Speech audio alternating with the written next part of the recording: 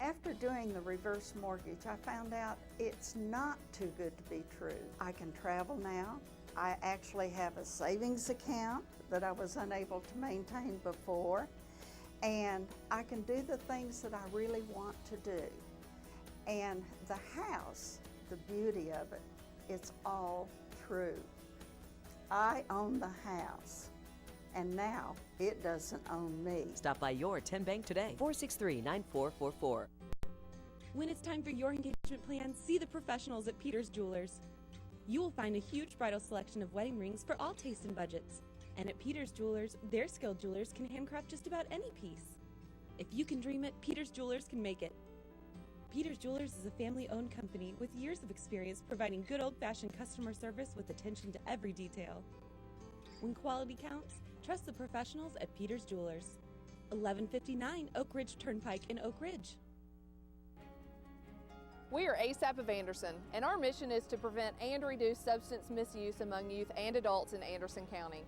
Prevention is providing information and building skills, but it is also providing support, changing access, changing consequences, changing the physical design of the community, and modifying policy.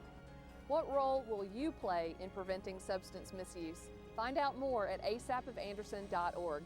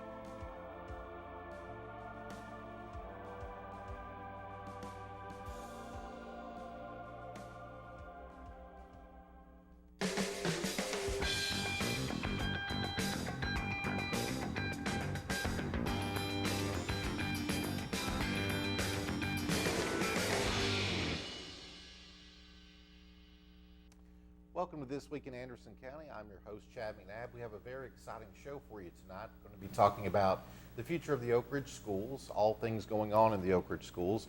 We're actually going to have a slideshow presentation. Dr. Bruce Borchers will join us in a bit, superintendent of the Oak Ridge schools. While we're waiting on him, we are honored to have with us Mr.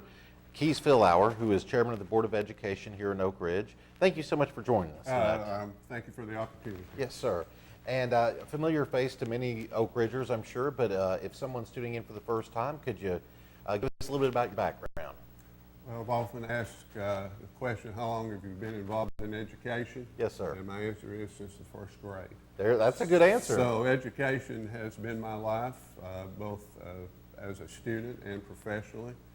I came to Oak Ridge in 1968 and was hired as a teacher and coach at Robertsville Junior High School then. My first year, I coached along with Winston Russell the three sports that we had, which were basketball, football, and track. My first love was basketball, which once we got some more coaches in the fold, so to speak, I was able just to concentrate as a freshman basketball coach. I taught U.S. government and civics, ran the program within that concept called the civics community, whereby we started as if my students were not citizens and took them through the process of how they would become a citizen and that led on to learning about living in the real world, if you will. Yes, sir. Taught at Robertsville for 27 years. We moved the 9th grade to the high school at that time, and I moved with my program to the high school, still teaching freshmen and coaching freshman basketball. Continued there for another 4 years, and I don't like to say I retired, I just redirected. Sure. But teaching was my love and still is my love, and originally from Cleveland, Tennessee. I had both of my parents' health not started declining kind of at the same time. Probably would still be teaching today. Yes, sir. But that was the right move for the right time to do that. A year after that, a friend of mine contacted me and said, we're going to have a opening on the Board of Education. One of our members' husband is being transferred and she's moving. Would you run for that position? That was 2001. Okay. And the rest is history. And have served on the Board of Education since then, and have served as board chair for the last 6 years. Wow. And I know you can just hear the passion in your voice when it comes to education. What are some things, before we get into some specifics for viewers, that you're really excited about going on in Oak Ridge schools right now? There are a lot of exciting things going on in Oak Ridge. One of the things that probably would jump out right at first, or with our new superintendent, Dr. Borchers came 6 years ago. One of the things that he established, and if you talk about Oak Ridge education, you'll hear this mentioned, and that's our 7 keys. Yes. And the 7th key is that when a student reaches the graduation point, that they're prepared to go on to college or a career in welding or auto mechanics or some type of profession, or a missing link in that program was military. So last year we were able to add our Naval Junior ROTC program, and that has been a great success. So now we can officially say that when a student is ready to graduate, they're prepared to go in the direction that fits them. Sure. And that's what we're trying to do in Oak Ridge Education, is provide the opportunity for every student to be successful, and realizing that not every student is going to go to college. Sure. To give them an opportunity where they will be successful with that high school diploma. So that's exciting that we're able to do that. In the area of technology, the board just approved on Monday night the addition of technology pieces for our 2nd graders. Now, unlike our high school kids and our middle school kids and part of our elementary students, these will not go home with them. Okay. When a student now walks into the 2nd grade, in that classroom, each student will have their own individual piece of technology. And in the world that we live today, if you want to be successful, you have to have a background in technology. That's how things are done. That's how you pay bills. That's how you order things. Yeah. That's how you make reservations. Everything you do. Yeah. And if you're not capable of doing that in this day and time, I think your learning ability is limited somewhat. I agree. So the fact that we're able to do that almost across the board, if you will, with all our students is very exciting. Our students are doing some amazing things. If you look at our robotics program, our science team just won the state award. I could go on and on and on, but I have first off to say that to have a successful program, you've got to have great leadership. That leadership has to transition into teachers who are committed and dedicating themselves every day to come into a classroom. And in today's society and in education, you've got to be more than just that classroom teacher who teaches a specific subject. You've got to be a counselor. You've got to be, in some cases, a mother and a father to those Sure. students when they're there. You've got to be a nurse. You've got to be a psychologist. Sure. It's a difficult job, and I've been asked before, would you do it again knowing what you know now? Sure. Because times are different now than Yeah. when I was teaching. I'd do it again. And we have many, many, many great teachers in Oak Ridge, and that's so important. And I want to expand on a little bit of what you said there. When you think of Oak Ridge Schools, it's just an institution of excellence. As far as always being ranked in the top tier of the state year after year consistently. What is the secret to all that success? If you could, you touched on some of it as far as, it obviously starts with the teachers, I would assume, and I guess hiring the right personnel. But if you could maybe unpack that a little bit, what is the secret to such a long sustained success? Well, I think there's several things. I think first off, you've got to have a community that supports an educational system. And that support comes in many ways. Certainly it becomes from the financial aspect of what your community gives to your school district, and we're going to be talking more about that in a little bit. It comes from community members who volunteer in our schools. People would be surprised by the number of individuals that come into our schools, bring their expertise in to share with our students. At each of our board meetings, we recognize an individual as our volunteer of the month, and that person has been nominated by one of our local school areas. And Dr. Peter Thornton was our volunteer, and his background, what he brings from his profession, coming in and working with our students is just an excellent, invaluable to do that. Setting high standards. As a coach, you know, if you can be successful and set the bar real low, but it doesn't give you any value. So setting high standards and holding all students to those standards is important for having a school of excellence. And you know, those programs that we offer to our students, the variety of programs is another aspect as well that we do that. So I think all of those things make up what we hope is an excellent education for our students. Very well said. I couldn't agree more. A topic that's been in the news for quite a while now in the education arena is the idea of vouchers. Most of our viewers, I'm sure, have read a lot about that, heard a lot about it. What is going on in the Oak Ridge schools as far as the voucher program is? If you could give our viewers sort of an update of how that national state issue is playing out here. Well, very simply, a voucher program would allow state money that is used for public education to be diverted to a student.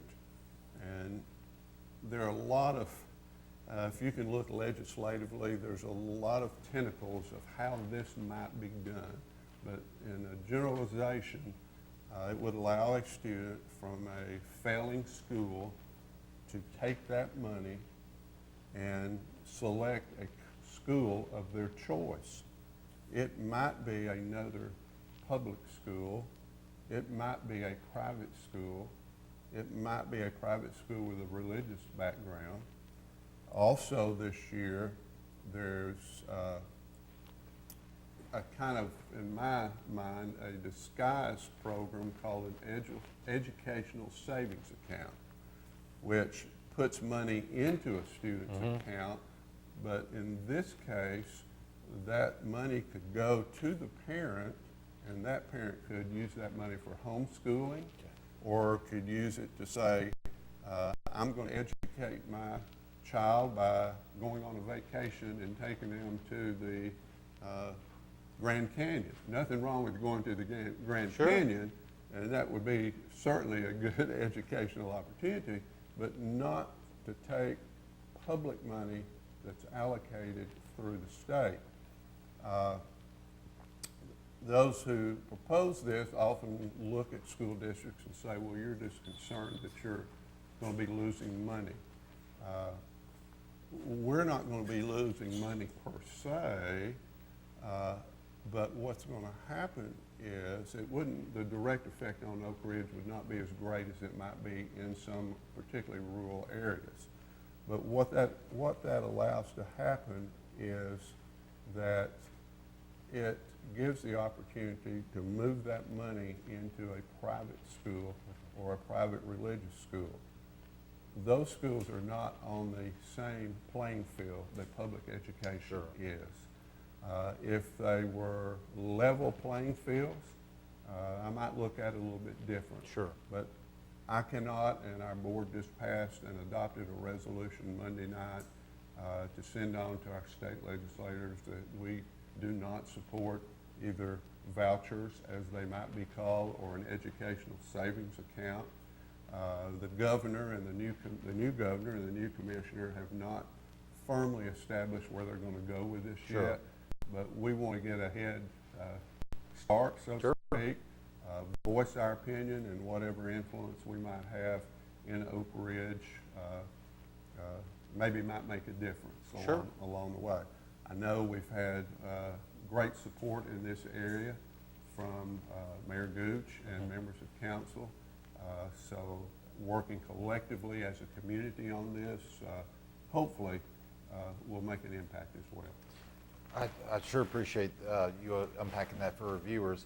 We are going to have to take a quick commercial break. I do want to thank our sponsor, TS117. It's a cooperative workspace right near the Y12 area on Scarborough Road. Please check them out online. It's a really interesting place. If you have any kind of need for a cooperative working space, please check them out. We're going to go to commercial. When we return, we'll be joined by Dr. Bruce Borchers to continue this conversation about the Oak Ridge schools. Please stay with us. After doing the reverse mortgage, I found out it's not too good to be true. I can travel now. I actually have a savings account that I was unable to maintain before, and I can do the things that I really want to do. And the house, the beauty of it, it's all true. I own the house, and now it doesn't own me. Stop by your 10 Bank today, 463-9444. When it's time for your engagement plan, see the professionals at Peters Jewelers. You will find a huge bridal selection of wedding rings for all tastes and budgets. And at Peters Jewelers, their skilled jewelers can handcraft just about any piece. If you can dream it, Peters Jewelers can make it. Peters Jewelers is a family-owned company with years of experience providing good old-fashioned customer service with attention to every detail. When quality counts, trust the professionals at Peters Jewelers. 1159 Oak Ridge Turnpike in Oak Ridge. We are ASAP of Anderson, and our mission is to prevent and reduce substance misuse among youth and adults in Anderson County.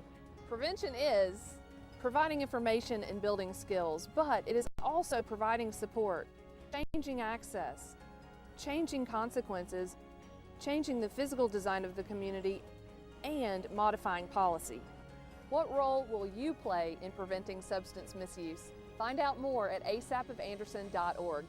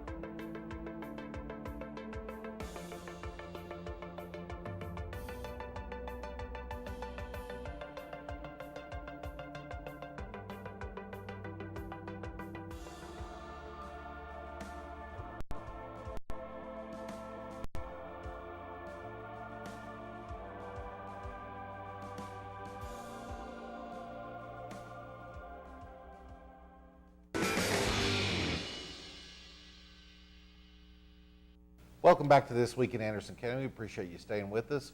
We are honored to be joined by our second guest of the evening, Dr. Bruce Boychers, the superintendent of the Oak Ridge Schools. Thanks for joining us. Thanks for having me. Absolutely, and we got a lot of information to get to as far as the future of the schools. Before we do that, Dr. Boychers, I wanted to give you the opportunity just to introduce yourself to our viewers. Absolutely. Again, Dr. Bruce Boychers, superintendent of the Oak Ridge Schools. I'm in year 6 already this year. Time has gone fast, and have really enjoyed my time in the Oak Ridge Schools and the Oak Ridge community.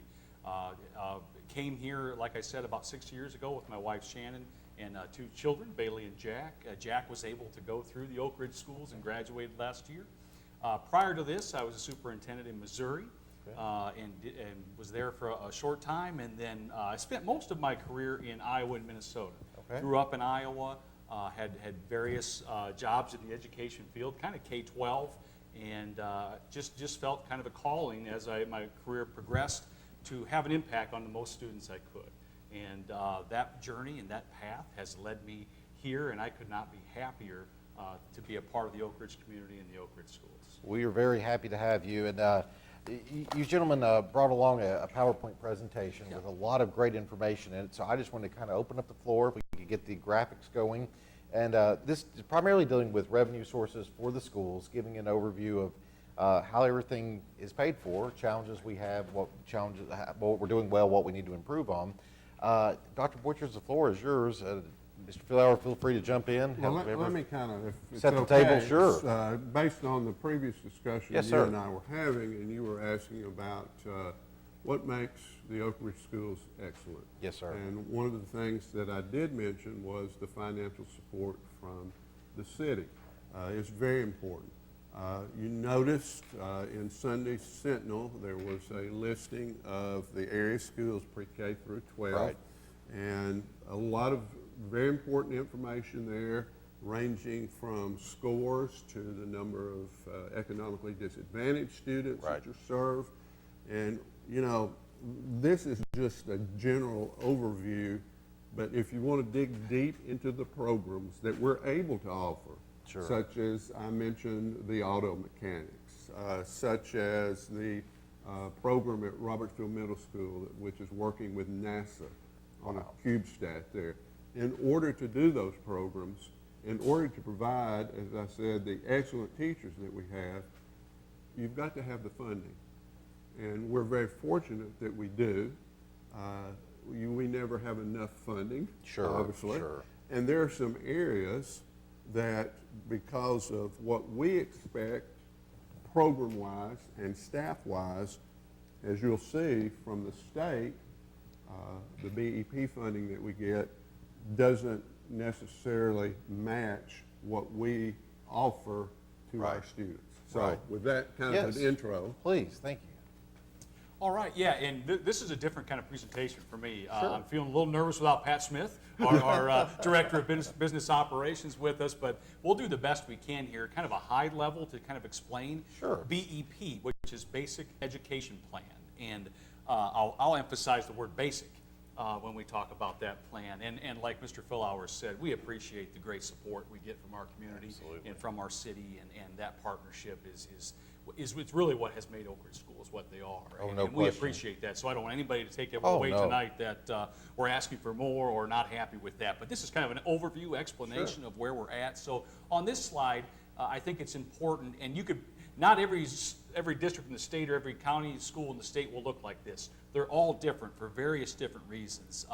It could be the number of students they have, the ability of that county or city to pay. City charters could be different. So, but this is how it breaks down for us. And as you can see, we're talking about revenue here, and we get about 28% of our revenue from the city and from the county, and then the state fills that in with about 42%. And then you'll see a sliver up there, which could be title grants, federal grants, and things like that. But I think it's important for our community to know exactly where the funding sources are and how Sure. much those are. if I could just jump Please. in for a moment. Yeah. As you looked at that information, people often mistake the fact that schools get a lot of federal money coming in. Well, Sure. you saw up there at the top where it was just that little sliver of Yeah. money. And it comes in the form of grants that we get, but Less than 2%. less than according to that. 2%. Wow, that is an important point. I was honestly under the assumption it was certainly more than that. And that 2% comes with many guidelines and oversight. So it's a small revenue source, but usually leads to a lot of a lot of time Sure. spent on meeting those guidelines. Absolutely. And if we cue up the next slide here, this is the general fund revenue sources for the current year that we're in, which I guess is sort of elaborating on the last slide. They're breaking it down a little bit. Right, and if you really look at the bold things, things you'll hear when you hear people talk about BEP is ADM, and that's your average daily attendance, which is a whole other formula in itself to determine how many students are actually in your district, and it's based on that previous year. The county, you can see every year they're looking at those numbers from the previous year, so that'll be distributed based on enrollment percentages of all school systems within each county. Okay. And to make that even more difficult to understand, we're in 2 counties. So all of that That's very is true. kind of difficult to describe. And then, of course, the maintenance of effort, the funding from the city of Oak Ridge there is that other 28%. Okay. We go to the next slide, please. So general purpose revenues of 5-year trend. Yeah. This is interesting. Yeah, A lot of, I was going to say, we might spend some time on this Sure, slide. please. So you're looking, if you look at the bottom, kind of the graphical area there, you have state, county, and city, and then you'll see that's color-coded through the year. And you'll look, or from the left, your FY 2014, all the way to this present year. And I think, and we're going to give some good examples, I think that the BEP and what it funds and what it doesn't fund in a little bit here. But as far as revenue is concerned, we have been blessed, so to speak, that our state has been focused on giving us additional revenue. So we've gone from about $20.2 million to $23.3 million significant. since 2014, Okay. which has allowed us to do some great things Sure. in the district. You see some variances there in the county, and we'll show a slide here in a second, but that's about the ADM, about our number of students that we Okay. have. And then with the city, we've had some ups and downs for various reasons, but we did have a maintenance of effort increase in 2016, and we were very thankful for that. Sure. And then we've been about that same thing for about 3 years now. Okay. So that city has maintained that maintenance of effort for those years. And I think also it's important to point out, particularly, well, with all 3, if you really want to get down into it in more detail, then you could look at the state, for example, and say, okay, if we're getting that amount of money, what sources does the state use to fund that to Yeah. us? And then the same thing, of course, with the county, you're going to look at that. Most important as well is the city. Sure. And within the city, the collection of sales tax is important. Thus, the importance of growth in our community is substantial. Yeah. If we're not growing financially, but we're growing population, and we are seeing population growth within our Yes. schools. Yes. If we're not matching that, then that is going to create a hardship on down the road. Yeah. And to that point, Mr. Philauer, if we hadn't seen that state revenue increase, and that was a flat line, if you would, and if everything else stayed flat, that causes some of the issues Mr. Philauer was talking Sure. about, which I think will become more evident as we Sure, get through some of these sure. next slides. And cue up the next one, please.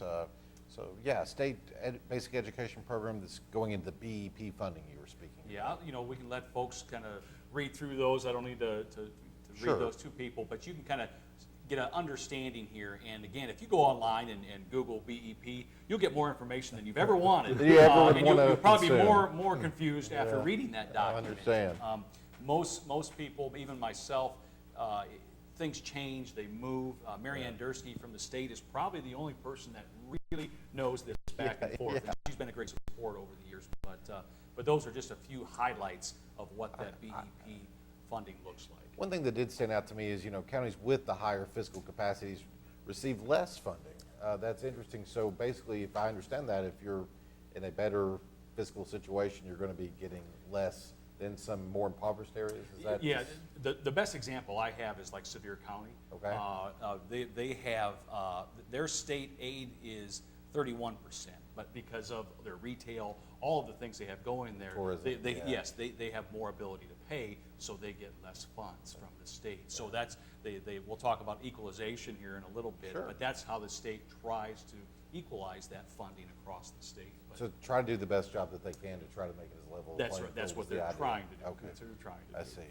A difficult task. Yes. I would say very, very complicated and difficult. And here we've got a sort of a diagram going into the BEP funding a little bit more. Yeah, and you can see our enrollment. You know, we are seeing an influx right now, and that's good. And we hope with the growth of our community, we will continue to see that, and we're going to manage that and keep our eyes and ears open about the growth that we're having. But yes, most of that BE funding is based on student enrollment. And then as we go across counties, it's the same thing. There's only so much in that pie across the county, and with Clinton and Anderson County, that money can fluctuate based on where that enrollment is. I see. And we are going to go to a quick commercial break. When we get back, it's going to be very fascinating to see how the actual district positions differ from some of the projections, which is what Mr. Philauer was getting at a little earlier.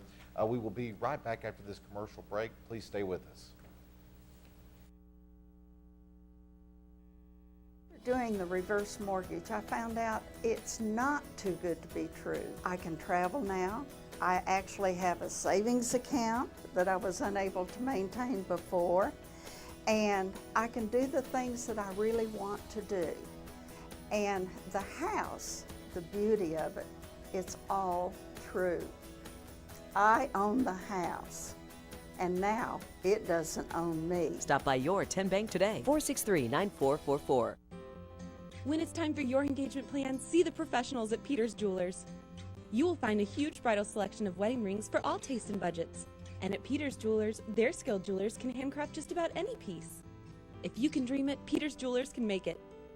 Peter's Jewelers is a family-owned company with years of experience providing good old-fashioned customer service with attention to every detail. When quality counts, trust the professionals at Peter's Jewelers. 1159 Oak Ridge Turnpike in Oak Ridge. We are ASAP of Anderson, and our mission is to prevent and reduce substance misuse among youth and adults in Anderson County. Prevention is providing information and building skills, but it is also providing support, changing access, changing consequences, changing the physical design of the community, and modifying policy. What role will you play in preventing substance misuse? Find out more at asapofanderson.org.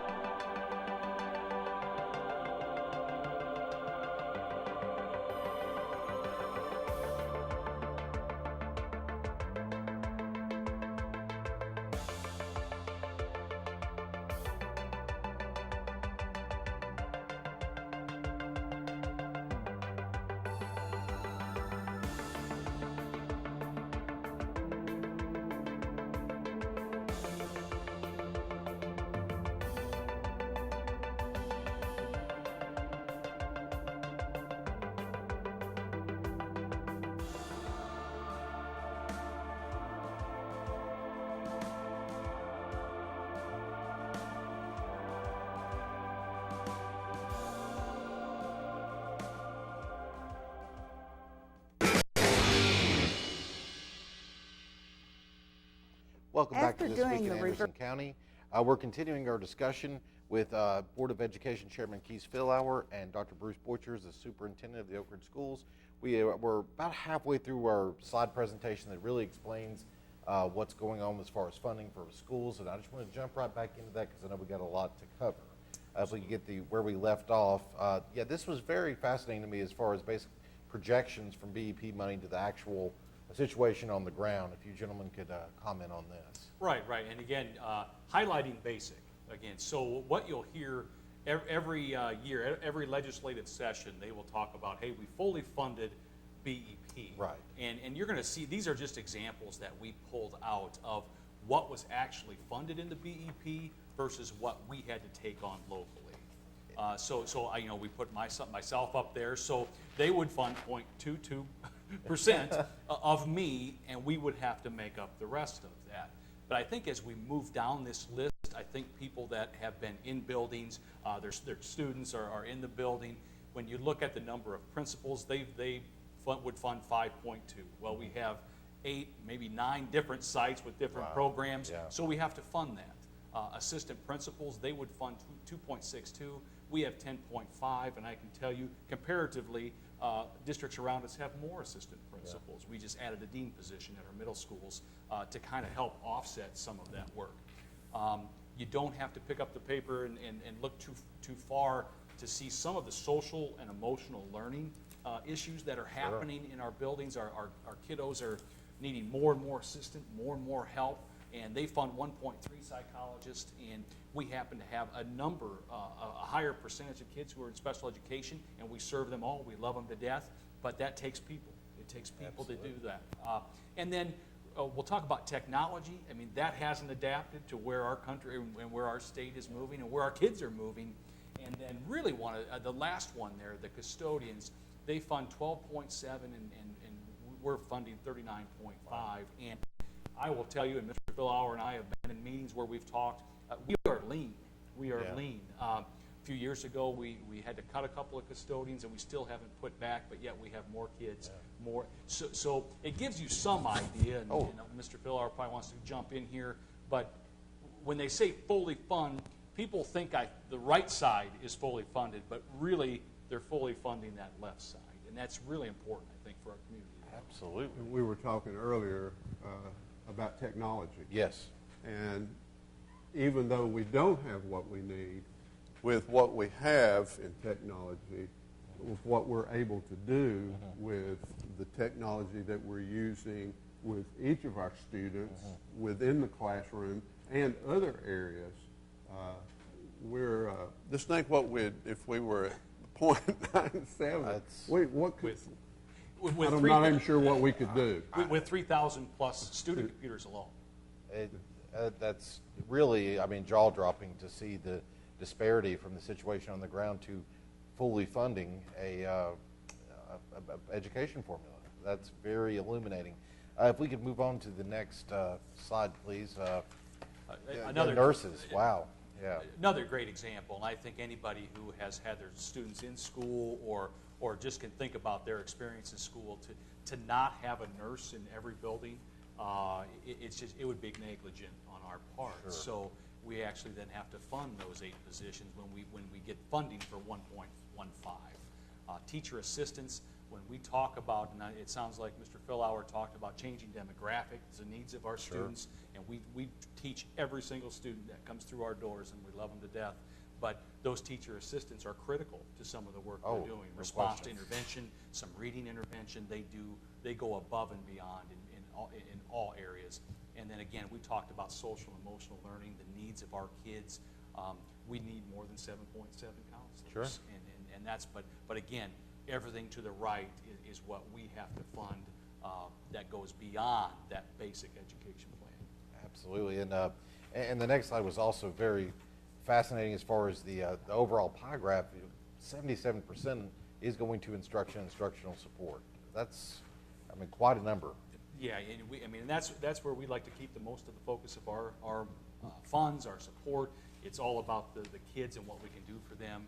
And really, we talk about attracting and retaining high quality staff. Sure. And that's just critical to us. So all of that goes into that part of the pie, and the rest of those things are things that are just to help support. It's to support the teacher in the classroom in front of kids. Sure, so. sure. And lastly, again, it goes into that 81% of the general purpose expenditures are salaries and benefits. This is something that has to be funded. That's right. And The difficult part when we, and this will probably jump us into another conversation, but I think the difficult part when we're faced with flat revenue or reduction of revenue is we don't get too far before we start touching people. And when we have to make cuts, almost inevitably, you might be able to put that cut off for a year before it touched staff, but with a budget like that, with 81% of it being people, we're in the people business. It's unfortunate, but we end up having to make some tough decisions around reductions maybe across the board in various areas. Great. And thank you for the slides in the back. Switching gears a bit, we were so fortunate to have Mayor Warren Gooch on, who's doing a phenomenal job for the city, and he was obviously very passionate about education, was talking about some of the possible problems in funding if the revenue sources for sales tax decreases. I just wanted to open up the floor to you gentlemen as far as how important that is, retail sales tax is to education. People may not know, have ever thought of the correlation. You asked earlier what makes the Oak Ridge schools excellent. Absolutely.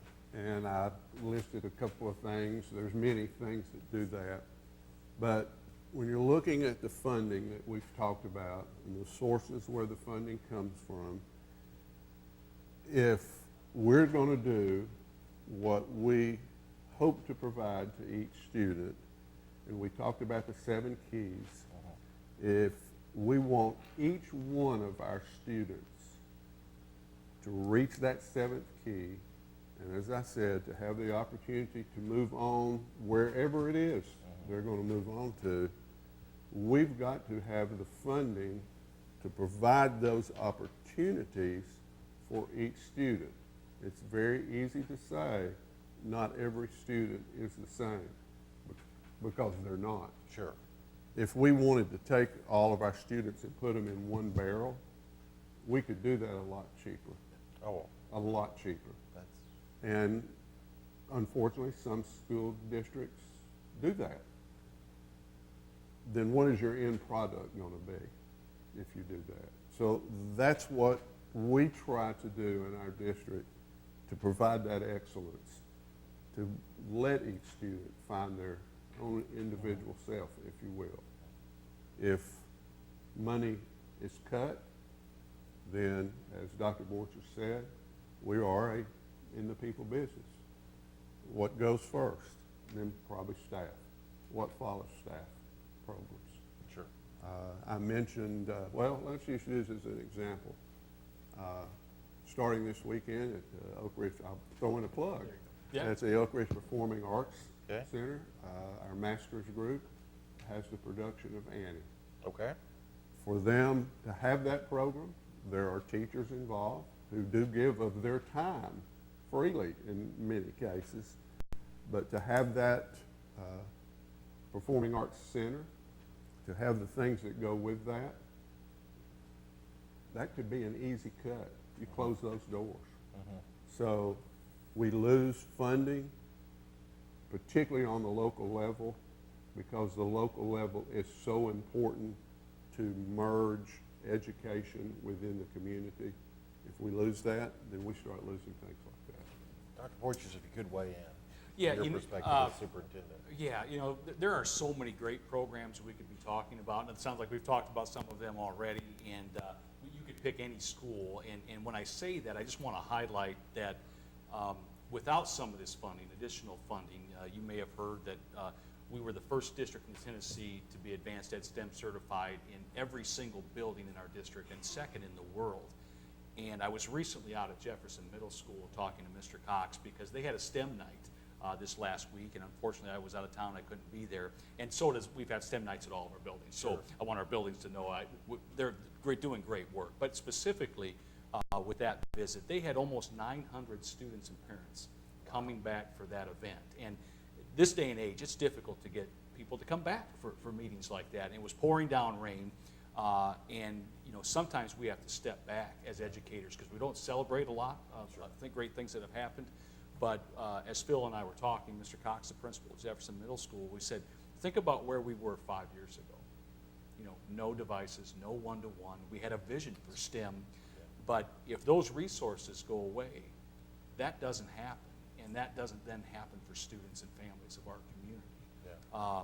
Because if we, for say, we'll talk about a lot of different options, and I don't want anybody leaving here tonight saying Dr. Borges said this is number one on the list if we have to cut something. But we have a refresh cycle on our technology for our kids so that they have a reliable device in front of them. Yeah. So one of the things that would possibly happen is that refresh cycle gets pushed back. It gets pushed back another year. Now we have failing devices, which kids are now learning on and are used to. So the thing can kind of steamroll if some of those things happen, because we want to stay away. The last thing we want to do is hurt the classroom. The number one factor for increased student achievement is a great teacher in front of kids. So we will do everything we can to stay away from that, but that means things like refresh cycle gets longer. The programs, the drone program that so many of our kids are excited about, that again at Jefferson Middle School, that doesn't happen. Those opportunities for kids, it kind of stops and stalls, and we really then get into a fix-on-failure mode with some of our equipment, the other 19% that we talked about. But if that keeps dwindling, and as you saw those bar graphs with state funding for sure, if that flatlines, we really are in a position, again, with 81% of our budget being people, and you're talking cost of living raises, things like that, because we want to be able to attract and retain our staff. Difficult decisions happen pretty quickly. Absolutely, and you made a point there of the event this week. 900 people from the community come out in the pouring rain. It's hard to get 900 people out to come out for anything, let alone an educational seminar in the pouring rain. If you could talk about the support from the community. Mr. Philauer talked about that. I said, what makes Oak Ridge so great? And one of the first things you pointed out was the community buying in to what you're doing. Right. Just briefly, and again, all of our schools we could talk Absolutely. to. We have a list of all of our community partners. It's online. We have it somewhere. I can't tell you exactly where that's at, but the list of people that are helping our schools, all schools, it's awe-inspiring. Not every community does what we're doing, and we'll hopefully get a link to it, but it's on our webpage, and we put that together. That was based on a board visit, I think, to Willowbrook, because they were talking about all of the different people that were helping at Willowbrook, and yeah, there are things that couldn't happen if we didn't have that, but we try to do a great job of promoting that and sharing that what different organizations, what people, our educational foundation, what they're doing for us. It takes all of those groups, but it's a major support for us in our schools. Absolutely. And I know we're about to run out of time, but just adding to, as we try to look at where our kids are going to go, as we've talked about, our business and professional community are aligned with our schools, saying these are the type of workers we need. Provide them the opportunity. I mentioned earlier, I throw out our welding program. We've got a couple of graduates at Oak Ridge High School that are working with Talking the auto program? Yeah. Yeah, Mercedes-Benz. Not yeah. whether the Yeah, auto automotive, program, yeah, are right, working right. with Mercedes-Benz. After walking across our stage immediately into that. So there's a lot of opportunities, but again, with reduced funding, a lot of those things disappear or are reduced. Sure. So. And we're going to go to a quick commercial break. We'll be back with our final segment with Dr. Borchers and Chairman Philauer right after this commercial break.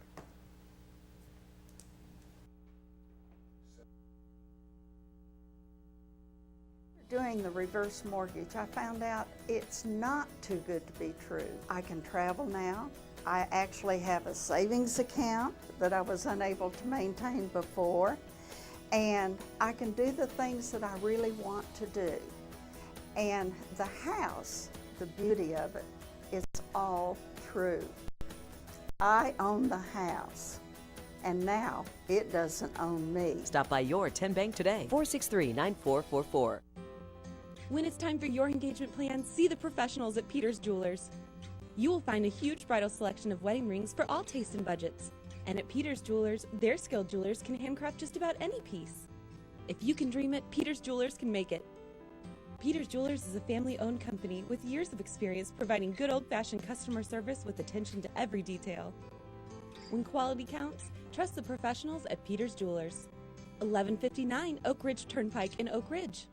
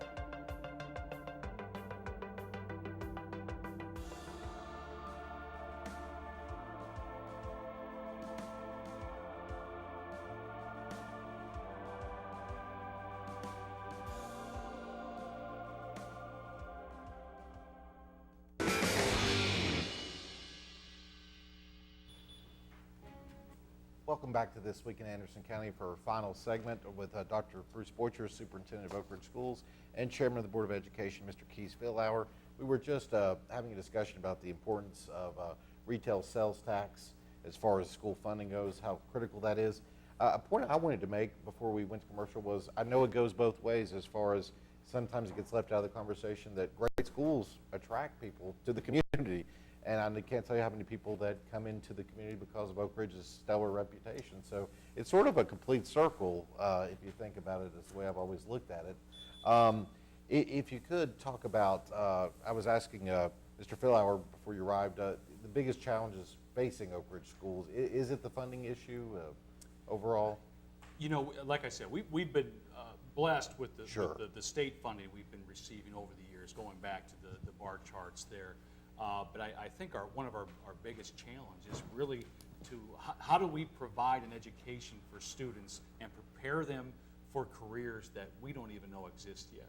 And we do a lot of discussion, and our welcome back in January with our staff was think of that kindergartner and how fast the world is changing and the skills that we have to teach them and the strategies and the opportunities we have to give them so that they can leave us and be successful. So we are always looking at ways where we can provide opportunities for kids that will help them be successful when they leave us. That is much easier to do when the revenue is stable or slightly increasing. But if it goes the other way, it makes it very difficult. And then some of the things that we know would be good for students, we can't do. So I think the biggest hurdle, I think, for educators is knowing what you need to do for students and not having the resources to do it. Sure, sure. I'll take that in Sure. a little different direction, or not a different direction, but a second point. Every building we have in Oak Ridge that is a school facility is old. There are no new buildings. The newest of the buildings at this point being Oak Ridge High School. And there have been many years have gone by since that project was completed. We're about, fingers crossed, in the process of getting out of our preschool building, which is a 1940s building. That project is underway, so that will be our newest building. Our school administration is still in that building, so that's a project. Sure. But we've got to make sure that in conjunction with the city, that we look at not just the school buildings, but all buildings, and develop a pathway to make sure the roofs don't leak, the outside and inside of the building is appropriate to current educational standards. We're in a process, both the city and the schools, with a company that's come in working on energy savings. It is already making a difference to do that. And, fingers crossed, we've got to look down the road for new buildings if our student population. We can't wait and say, oh gosh, we have 100 new students, where are we going to put them? That plan, we're working on that as we speak, but we could need another building. That's an excellent point. I imagine, Dr. Borchers, in your role, you are always kind of looking down the road, projecting, trying to not be caught off guard by something like that. Right, right. And in most districts, just like Oak Ridge, you know, you have a set plan and spreadsheet that can kind of predict enrollment, but we're kind of in a new area right now. So at our last board meeting, we did talk about updating our facilities plan, and Mr. Philauer is absolutely right. You know, aging roofs, both city and schools, aging HVAC, those are some big issues out in front of all of us in our community. But this added element now is, okay, where are the housing developments? What can we predict? How many students will come out of those? And that's a good problem to have. Oh, absolutely. We're excited about that, but we are going to be diving into that study and should have it done in about 6 months as far as looking at our current buildings, how much room is in that current building, could that building have an addition, could it not have an addition? And that's some of the work that's happening right now. Absolutely. And we are going to wrap it up with that. I can't thank you gentlemen enough for coming out. It's been incredibly informative, and I personally think the schools are completely on the right track. It's just, like you said, the amount of changes over the last 6 years with the technology, it's really, really impressive. I thank you both for what you're doing in the community, and for City Council and Mayor Gooch for the leadership. It's an exciting time to be in Oak Ridge. It is. It really is. As someone that's lived here their whole life, very exciting time. And thank you, gentlemen, again. We will be back live next Thursday. Again, we want to thank our sponsor, TS117. Please check them out for any of your cooperative workspace needs, and we will be back live next Thursday. Have a good evening.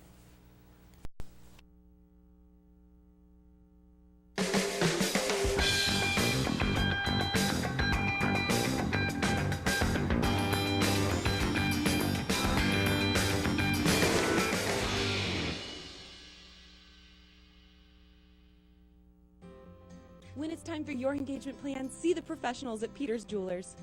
You will find a huge bridal selection of wedding rings for all tastes and budgets. And at Peters Jewelers, their skilled jewelers can handcraft just about any piece. If you can dream it, Peters Jewelers can make it. Peters Jewelers is a family-owned company with years of experience providing good old-fashioned customer service with attention to every detail. When quality counts, trust the professionals at Peters Jewelers. 1159 Oak Ridge Turnpike in Oak Ridge. This is no ordinary table. It's a mailroom, a community board, and a bank. For 30 years, this table was an anchor. These days, though, it's a very different story. Even when you prepare, life doesn't always go as planned. Today, 1 in 7 seniors live in poverty. To learn how you can help, visit aarpfoundation.org. After doing the reverse mortgage, I found out it's not too good to be true. I can travel now. I actually have a savings account that I was unable to maintain before, and I can do the things that I really want to do. And the house, the beauty of it, is all true. I own the house, and now it doesn't own me. Stop by your 10 Bank today, 463-9444. Millions plan for retirement online. Estimate your future benefits, apply for retirement, and manage your benefits all from the comfort of your home. And give yourself the freedom to do what you want offline. Social Security's online services help put you in control with secure access to your information anytime, anywhere, allowing you to spend more time with family, friends, or simply just enjoying the day. Social Security, securing today and tomorrow. See what you can do online at socialsecurity.gov. U.S. taxpayer expense.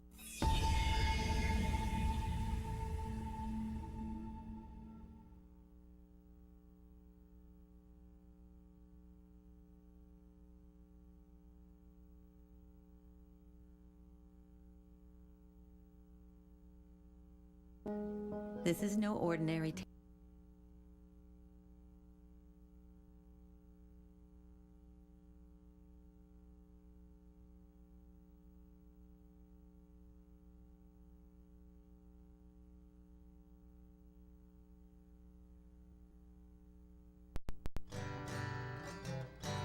Let's go fishing. You know it's really great. Let's go fishing.